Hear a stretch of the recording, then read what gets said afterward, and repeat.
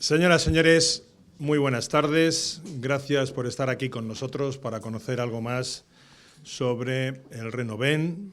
sobre su creador, las bases científicas que sustentan sus propiedades y sus posibles beneficios sobre nuestra salud.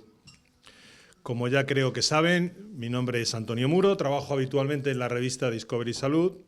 Durante los últimos 10 años he conocido multitud de productos que forman parte de lo que conocemos como terapias complementarias, pero pocos sobre los que se hayan realizado tantos estudios y que hayan sido tan injustamente tratados por nuestra administración sanitaria, como el Renoven o FR91, que es el término científico con el que verán en las publicaciones que están a su disposición en la tarde de hoy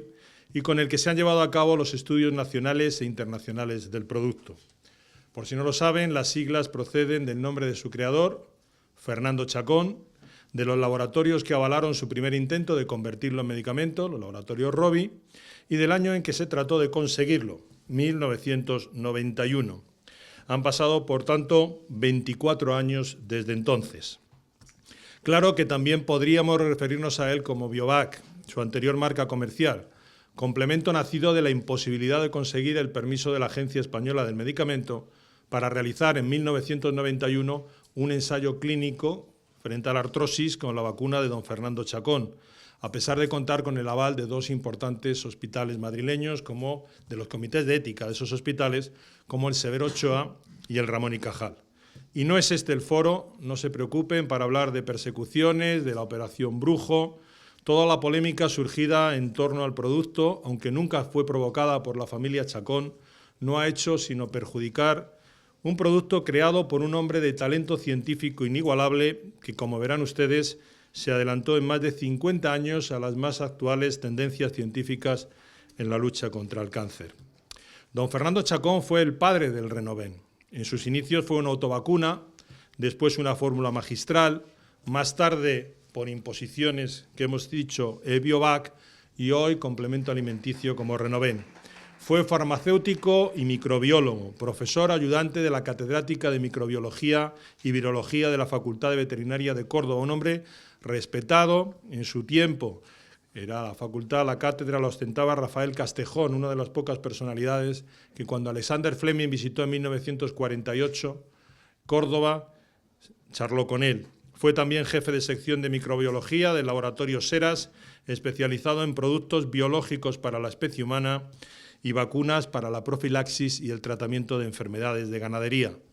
Pero sobre todo, Fernando Chacón fue una mente inquieta que dedicó mucho más tiempo a la investigación que a su propia familia. No hace mucho, su hijo Rafael me recordaba que de la niñez, la imagen que tiene de su padre es precisamente vestido con la bata blanca porque dedicaba casi más tiempo a la investigación que a su propia familia. Invitado por sus colegas a tratar de descubrir microorganismos en los tumores como posible causa del cáncer, de su laboratorio saldría uno de los mayores descubrimientos de la ciencia española, aún hoy insuficientemente valorado, que fue, como les decía, primero la base de las autovacunas, después de la vacuna de Privios, más tarde del Biovac, y finalmente después de viajar a Europa para conseguir los permisos correspondientes del Renoven, y siempre con la misma composición, proteínas, lisado de proteínas derivado de bacterias. Por eso, consciente quizá del alcance de su hallazgo y de la incomprensión que iba a corresponderle, escribió: descubrimiento demasiado prematuro, demasiado osado y demasiado fuerte, del que probablemente pagaré las consecuencias. El que avanzó demasiado siempre se encontró solo. Y podemos decir que pagó muy caras las consecuencias de ser un adelantado a su tiempo. Murió desengañado de la ceguera científica de sus contemporáneos, incapaces de reconocer las posibilidades de un descubrimiento que, de haber contado con el apoyo de las instituciones, o al menos con su indiferencia, hubiera situado probablemente a nuestro país en la lucha contra el cáncer y a Fernando Chacón en los libros de historia de medicina. Y le voy a explicar por qué creo que ese es precisamente el puesto que se merece, y de paso haremos una introducción a lo que va siendo el producto, cuyas bases científicas a continuación explicará seguro mucho mejor que yo el doctor Avelino Gutiérrez. Fernando Chacón fue el primer científico del mundo en descubrir que hay proteínas sin código genético, capaces de asociarse e infectar a otras proteínas, enzimas a las que llamó primero protobios y luego pribios, y fue asimismo el primero en relacionar esas enzimas con el cáncer y otras enfermedades degenerativas, pero nadie le hizo caso. Estas mismas proteínas son las que son la base hoy del Renoven. Y recuerden que años más tarde, en 1982, un científico norteamericano, Stanley Prisoner, comunicaría al mundo que se había descubierto unas proteínas con capacidad de infectar a otras proteínas, a pesar de no tener código genético, a las que él llamó priones, que después se supo que sería la causa de la enfermedad de Creutzfeldt-Jakob o el mal de las vacas locas. Como era de esperar, en ese año, en 1982, también de él se rieron. Pero en 1997 le era concedido el premio Nobel por su descubrimiento. Y nadie reclamó que Fernando Chacón había descubierto lo mismo, o parecido, porque nunca se sabrá si exactamente se pueden identificar de la misma forma, en su humilde laboratorio familiar, y lo había publicado en 1959. Estas son algunas de las características de las proteínas de los Bacillus aerobius, en que, como decíamos, posiblemente entrará más tarde el doctor Avelino Gutiérrez. Evidentemente,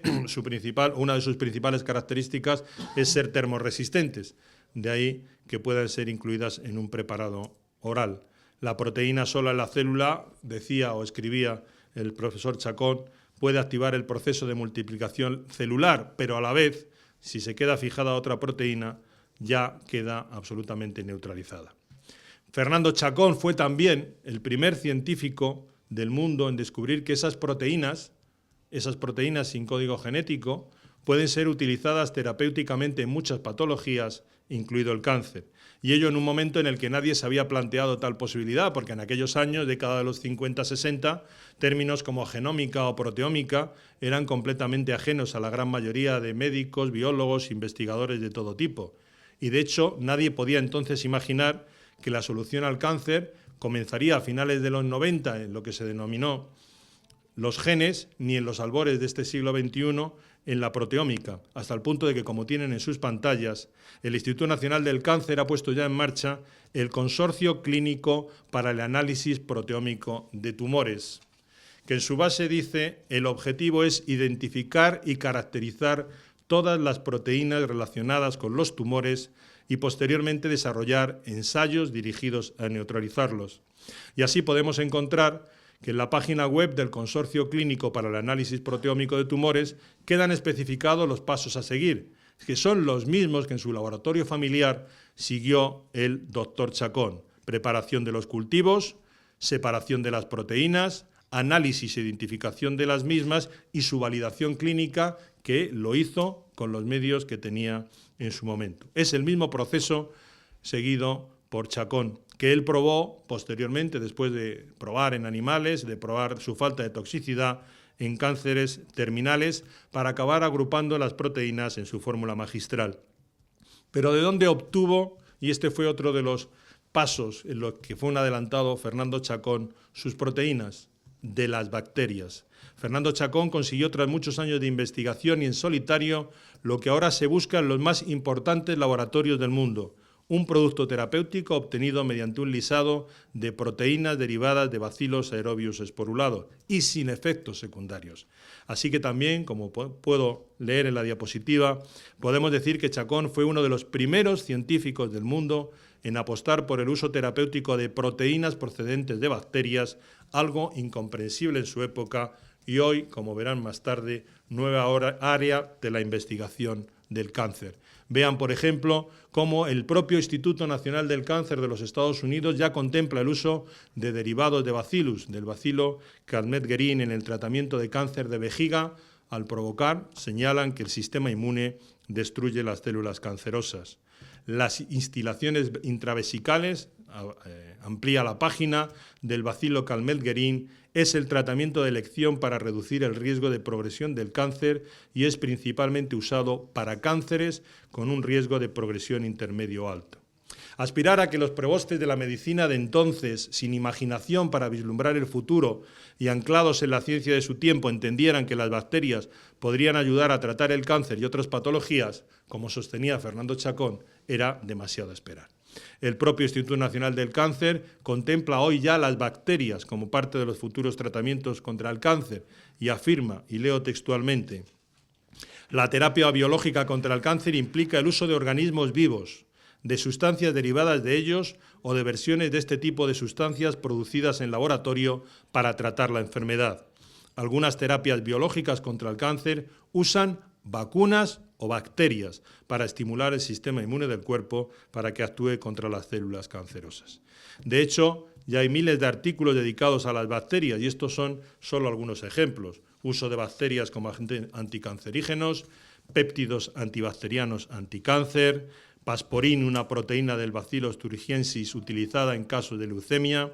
efectos inmunoestimulantes y anticáncer de una fracción del núcleo proteína del Bacillus subtilis, Pasporin, un nuevo grupo de proteínas anticáncer del Bacillus thuringiensis. Según el Instituto Nacional del Cáncer de Estados Unidos, el futuro del tratamiento de la enfermedad con proteínas derivadas de bacterias es muy prometedor, especialmente por su capacidad para reforzar el sistema inmune. Luego, Fernando Chacón tenía razón. Fernando Chacón fue también, además, el primer científico español y uno de los primeros a nivel mundial en proponer potenciar el sistema inmune como método para tratar el cáncer, cuando la inmunología era una ciencia en pañales y nadie en la medicina oficial se había planteado su uso en la enfermedad del cáncer. Los estudios realizados en los últimos años en el laboratorio español Ebiotec, empresa española de alta tecnología aplicada a la salud, supervisados, lo tienen en la foto, por el investigador de prestigio internacional Ramón Cacabelos, demuestran la capacidad del producto como inmunorregulador. Los datos están en los artículos publicados en las revistas especializadas. Para Chacón era una evidencia sin cuantificación posible, en su época, lógicamente, por falta de medios. Estos son los artículos de los que le hablo, que posteriormente demuestran en prueba la capacidad del producto y serán ampliados por Avelino Gutiérrez. 70 años después de los trabajos de Chacón, una de las revistas científicas más prestigiosas, Science, designaba el 2013 como año de la inmunoterapia al hablar de los avances del cáncer. Los editores de Science eligieron la inmunoterapia del cáncer como revelación del año 2013, como estrategia que aprovecha el sistema inmunológico del cuerpo para combatir tumores. Tal y como señalaron, es una idea atractiva, pero ya vemos que no es nueva. Muchos oncólogos afirman que los esfuerzos en esa dirección están dando ya sus frutos, a base, claro está, de caros medicamentos. Y este mismo año, 2014, la Sociedad Americana de Oncología Clínica, ASCO, volvió a recordar la importancia del sistema inmune en el tratamiento del cáncer durante su congreso anual celebrado en Chicago, afirmando que la inmunoterapia, entendida como conjunto de acciones que permiten al organismo reconocer y eliminar las células cancerosas, constituye sin duda una de las principales estrategias a seguir en los próximos años. Si hubieran estado presentes, decía en la página web, en la conferencia de la ASCO, celebrada en Chicago el 30 de mayo al 3 de junio del 2014, habrían escuchado un sinfín de comentarios como ¿puedes creer en la explosión de la inmunoterapia? Nunca pensé que fuera posible. Como vemos, Fernando Chacón sí lo creía. Vemos las informaciones, el país, el sistema inmune exhibe sus armas, la inmunoterapia parece pues haberse convertido en una opción real para la oncología, necesitada de nuevas respuestas a la vista de que el número de cánceres sigue aumentando a pesar de los billones de euros gastados en una cuanto menos poco productiva guerra contra el cáncer. Y así podemos leer en la prensa que los tratamientos basados en quimioterapia siguen siendo la columna vertebral de la lucha contra el cáncer y al final del párrafo que tienen en sus pantallas, que la inmunoterapia aspira a revolucionar, ya sea complementando soluciones o aportando alternativas, el enfoque de la asistencia en los próximos años. Sin duda, la inmunoterapia está de moda porque ya hay multinacionales farmacéuticas trabajando en carísimos medicamentos que potencian el sistema inmune. La vacuna sigue siendo el gran sueño. Queda por ver si alguno de estos medicamentos es carente de efectos secundarios, como era el producto del doctor Chacón. Existen distintas fórmulas para estimular la respuesta inmune. La clásica, en el campo de las vacunas, consiste en inocular antígenos en el cuerpo, sustancias que despiertan la reacción defensiva a través de la producción de anticuerpos que atacan el cuerpo invasor. Y en esto, una vez más, Chacón fue pionero, porque Fernando Chacón patentó el primer procedimiento de elaboración de vacuna contra el cáncer de la historia, siguiendo los pasos que vimos en la diapositiva anterior. vacuna obtenida a partir de las proteínas que él en su laboratorio detectaba como responsables del cáncer en la sangre de sus pacientes. Cuando Fernando Chacón planteó en la década de los 50 del pasado siglo XX tratar el cáncer con una vacuna derivada de bacilos, su propuesta superó metodológicamente y por eficacia a la de William Cooley, cirujano norteamericano, a quien en Estados Unidos se conoce como el padre de la inmunoterapia en el cáncer, a pesar de que no consiguió ni de lejos los resultados de Fernando Chacón. Cooley, tras observar que las infecciones reducían el tamaño de los tumores en los enfermos de cáncer, decidió en 1893 inyectar a algunos una mezcla de bacterias inactivadas por el calor, concretamente Streptococcus pyogenes y Serratia marcescenses, conocida hoy como toxina de Cooley. Los resultados que obtuvo fueron muy variables y los efectos secundarios considerables, pero es cierto que intuyó el camino que años más tarde recorrería con más éxito Chacón.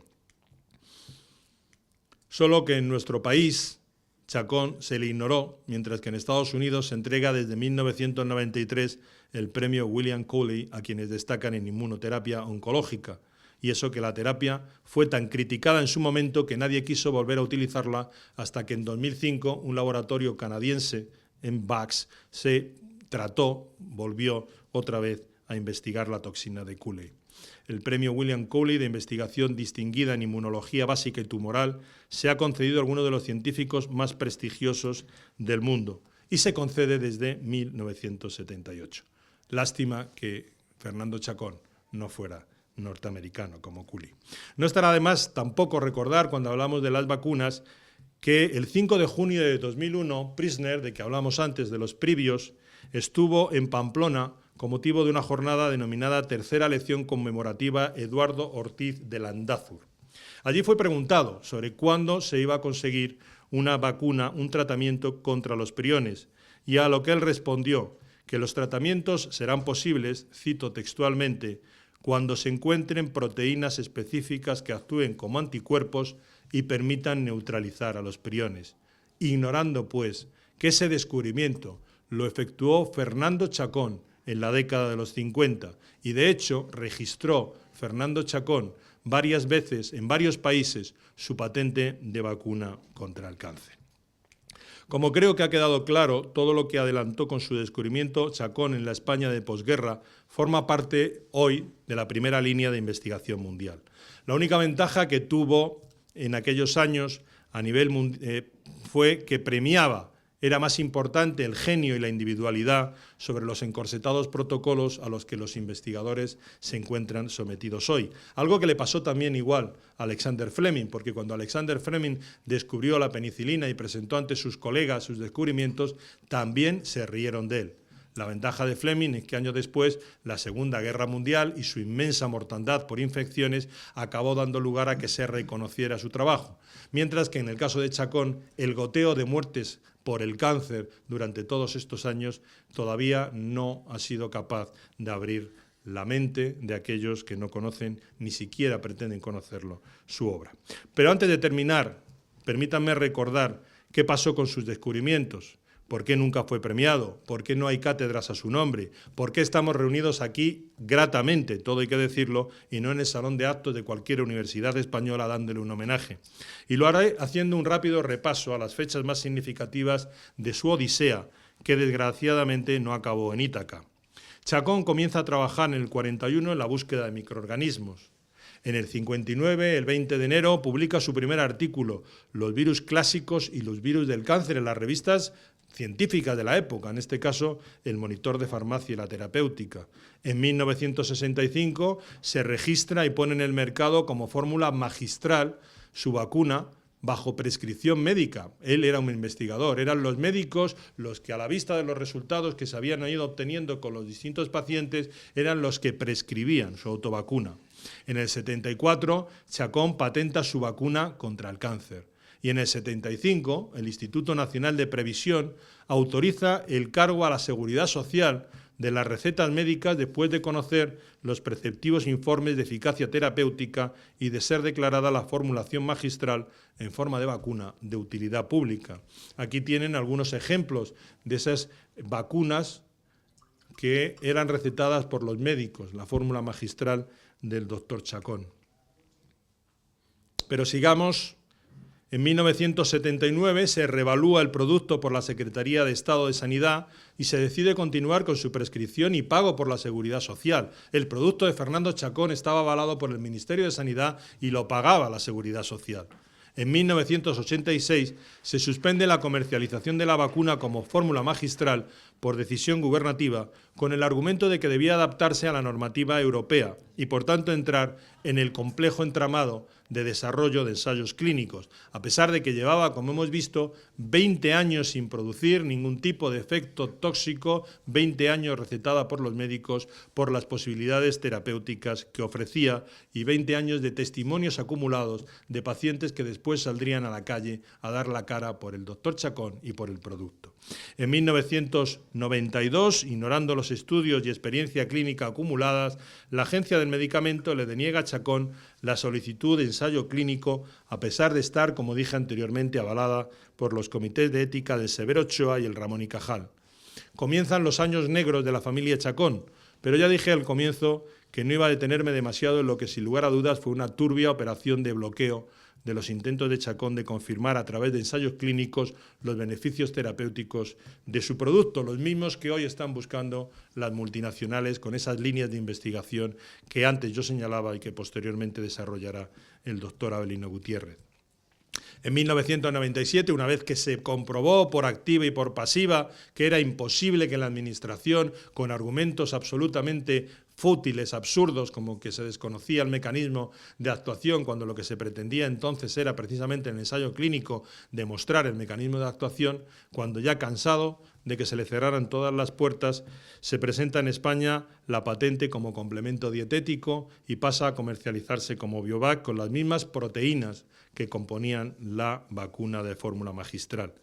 Y en el 2002, como la mayor parte de ustedes saben, se desarrolla la Operación Brujo, la incautación del producto, la detención de 23 personas, entre ellas médicos y farmacéuticos, la mayoría de los cuales tuvieron que esperar 8 años a ser declaradas exentas de responsabilidad. Una de ellas incluso falleció sin saber que había sido eximido de la responsabilidad, o por lo menos en ese momento. Sus nombres ocuparon portadas el día de la detención, días posteriores, cuando se les señaló con el dedo, pero a ellos nadie les dedicó un solo dedo con su exculpación.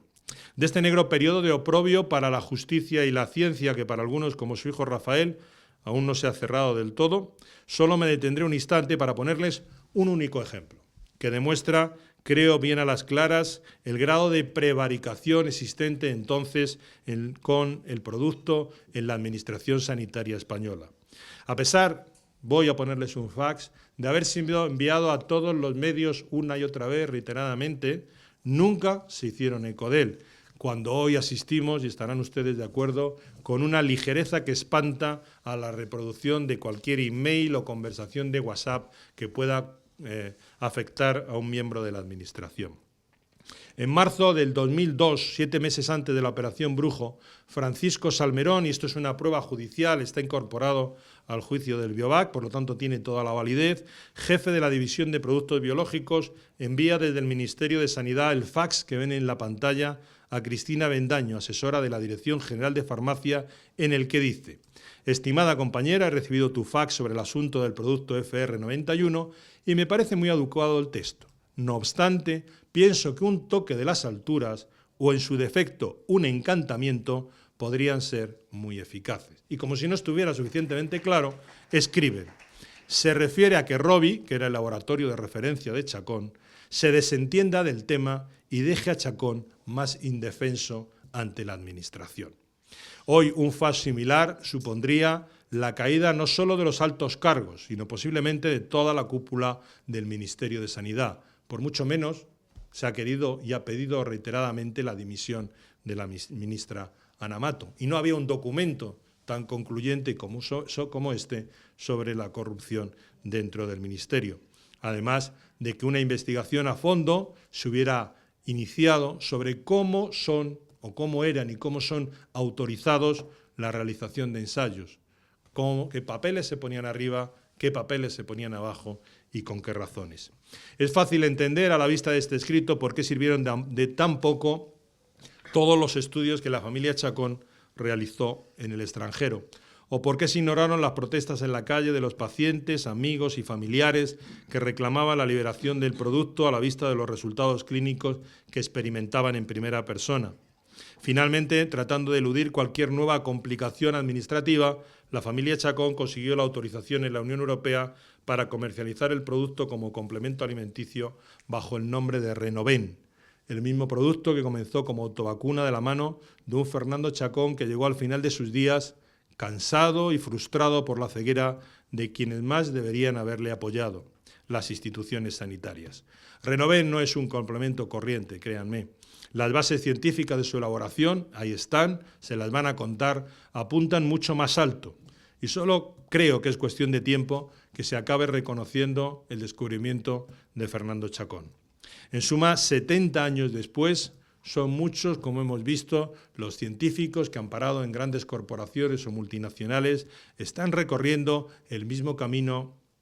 que inició en su día Fernando Chacón solo con los medios de la Córdoba de los años 40 de la España de la posguerra, medios técnicos, humanos y económicos infinitamente superiores.